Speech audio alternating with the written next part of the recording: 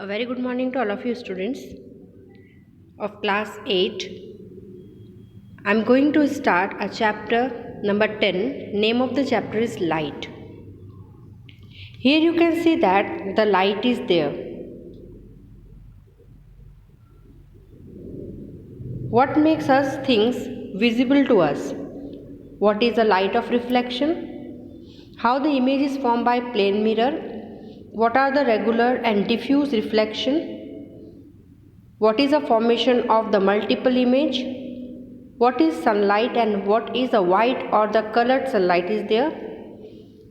The phenomenon, that is structure of an eye, then persistence of the vision, defect in eyes, care of eyes, how the visually challenged persons,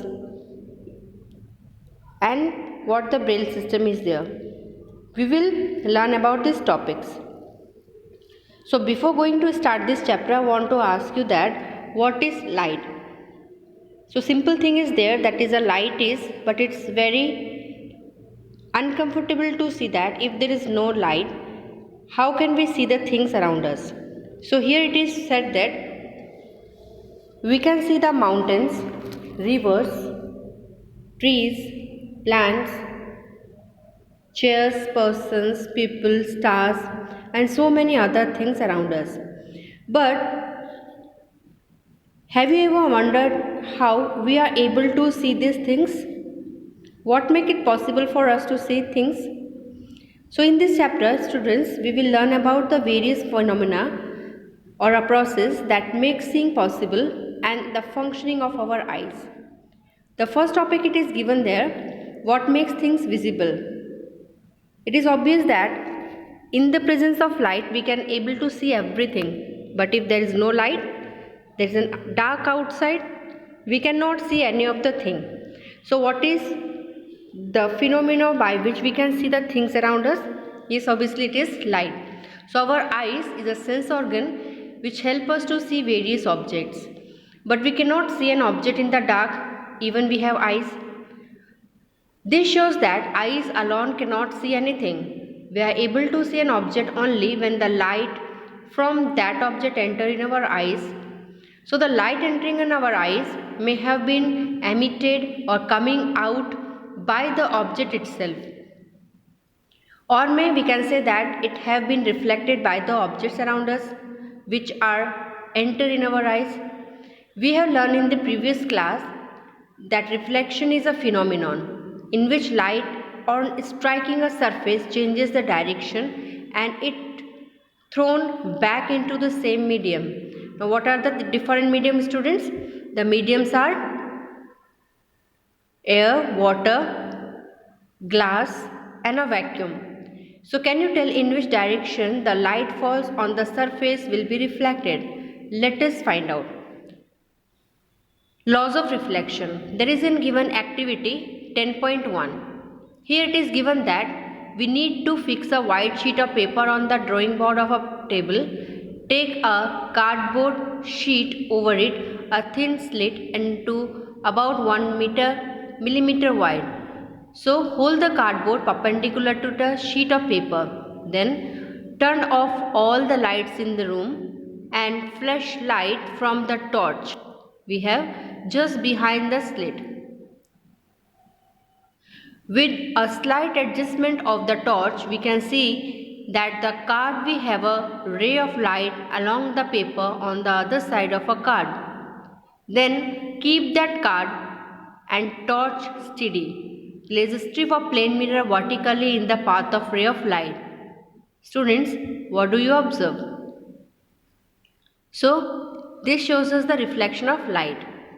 We will observe that after striking the mirror, the ray of light is reflected in the another direction and the ray light which falls on another surface is called incident ray. Incident ray is the ray which falls on the surface. So any of the light which is coming out or falling out from the torch, sun, any luminous object, then we can say that this falling light on any surface is called incident ray. Okay. The ray that comes back from the surface after reflection is known as reflected ray.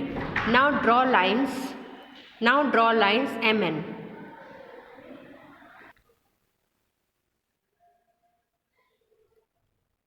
So we can say that the laws of reflection is there.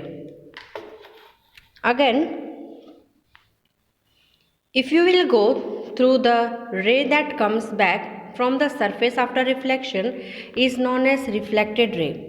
So now draw the line MN, OA and OB showing the position of the plane mirror. So from here you can see that AM and M dash is a plane mirror surface, and it has an incident ray which is falling from A to O. O is a point of incidence where the incident ray fall on the mirror of surface of mirror. So from the O, the light OA reflect back or bounce back after striking on the mirror surface is OB, and there is an OX which is as a normal. So it is representing that the position of MN, the ON and OB showing the position of any plane mirror, the incident ray and the reflected ray respectively on the same paper. Again, if you will remove the mirror and the card, you need to draw making an angle of 90 degree to the MN representing the mirror. At the point O where the incident ray strikes the mirror, this line is known as normal, which is represented by OX, to the reflecting surface at that point. The angle between the normal and the incident ray is called angle of incidence and representing it by angle sign with small I. So it is angle I is angle of incident, and it is made between the normal and incident ray. Okay.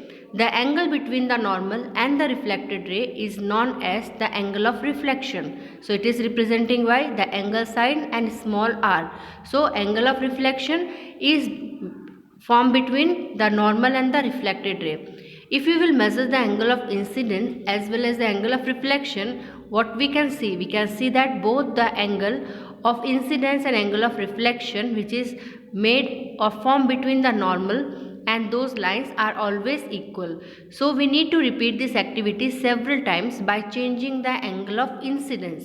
Now we need to record the observation in the table 10.1. In the table 10.1 we can see that angles of incidence and reflection is there. So we need to just write 5 records of observations.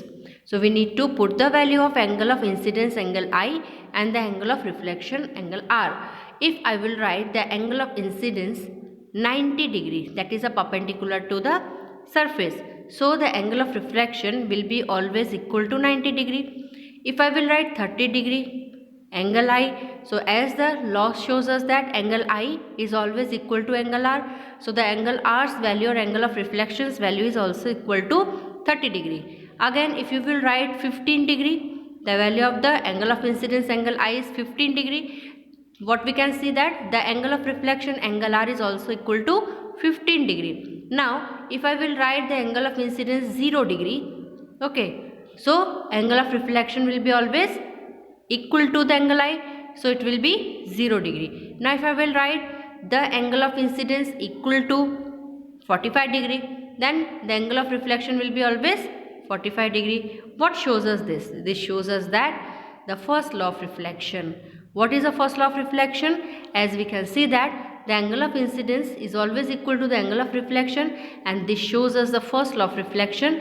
According to this first law of reflection, angle I is always equal to angle R. The measurement of angle of incidence is always equals to the measurement of angle of reflection. So there is given one of the activity want to ask that if a ray of light is an idealization, that's mean follow the law. In reality, we have narrow beam of light which is made up of several rays. For simplicity, if we will reuse the term ray for the narrow beam of light, yes or no? So it is obvious that we should know that always the term ray is used for a narrow beam of light. If it is make a bundle of light, then it is called beam of light. Okay. Now there is another activity shows us that second law of reflection. Come to the next page. So activity 10.2, here it is given that to perform this activity 10.1, again with a sheet of a stiff paper or a chart paper, we need to project a sheet a little beyond the angle or edge of the table. Make sure that the reflected ray exerted to the projected position and of the paper now. Cut the projecting portion of a sheet of a middle. Look at the reflected ray. Bend the paper of a projected portion on which the reflected ray falls, as it is already given that there is a torch. From that torch the incident ray is passed on and then it will be reflect back. Okay, so can you say or still see the reflected ray? It will be said that the back of the original position of the paper. So can we see the reflected ray again, and what you will observe? The whole sheet of paper spread on the table representing one place. You will be able to see the incident ray, the normal at the point of incident, and the reflected ray all are in same plane. So when you bend the paper, you create a plane different from the plane in which the incident ray normalize, and you are not able to see the reflected ray. What does it means? It indicating that the incident ray, the normal at a point of incident, and the reflected ray all lies in the same plane, and that is only students second law of reflection. Okay, it's very easy. Now brain teaser is there. What would happen if light is thrown on the long normal straight? So what will happen? I will ask the answer in your online classes. Okay. So define the following. Number 1, normal. Number 2, angle of incidence. Number 3, angle of reflection. Number 4, first law of reflection. So that is a normal. Normal is a line which is perpendicular to any of the mirror surface or polished surface, which is a perpendicularly formed by a surface, and it is always said that it lies on the same plane. Now what is angle of incident? The rays of light always falling on the surface of any polished surface, shiny surface, or any surface of the mirror, and that falling light is called incident ray. That incident ray make an angle between the incident ray and normal, that is known as the angle of incidence.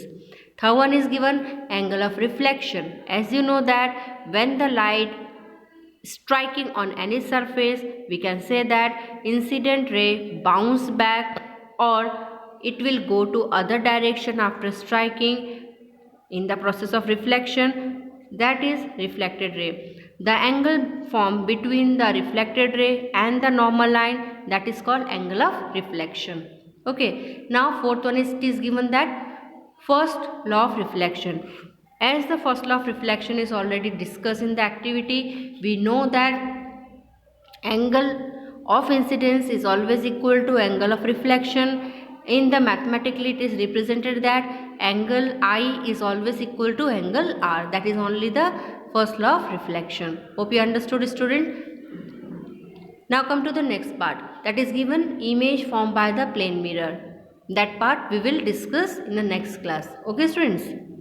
For the day, the class is over, and hope you will learn about the light, the reflection of light, and how the light is reflected, what is the angle of incidence, what is the angle of reflection, what is normal, what is incident ray, what is reflected ray, and how it gets striking, the two laws of the reflection, the first law of reflection and second law of reflection.